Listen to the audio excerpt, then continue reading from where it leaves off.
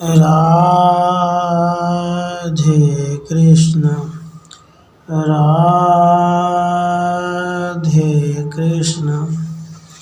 आज बृहस्पतिवार के व्रत की कथा।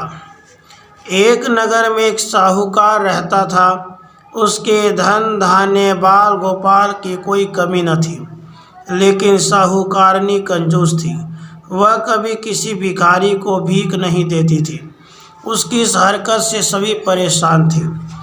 एक बार संयोग हुआ कि एक पहुँचे हुए सिद्ध पुरुष उस साहूकारनी के यहाँ भिक्षा मांगने पहुँचे।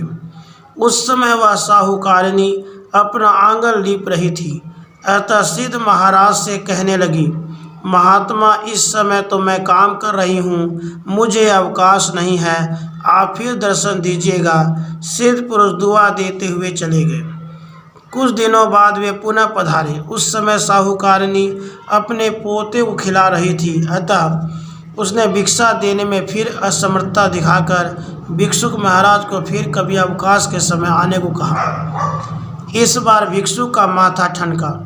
उसे साहूकारनी के इरादे का आभास हो गया, इसलिए अगली बार वे जल्दी पधारे।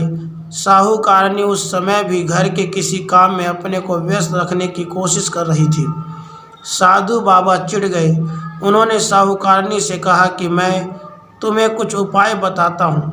यदि तुम अवकाश या अवकाश चाहती हो तो बृहस्पतिवार को देर से सोकर उठा करो। सारे घर झाड़ू एक और इकट्ठा करके रख दिया करो। उस दिन घर में चौका नद लगाया करो। स्नान आदि करने वाले इस दिन हजामत अवश्य बनवाया करें। भोजन बनाकर चूल्हे के पीछे रख दिया करो।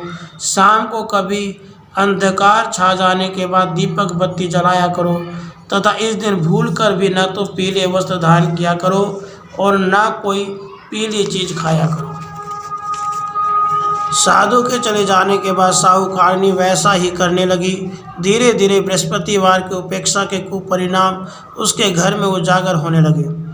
इसके एक सप्ताह बाद वही साधु बाबा भिक्षा के लिए पुनः पधारे।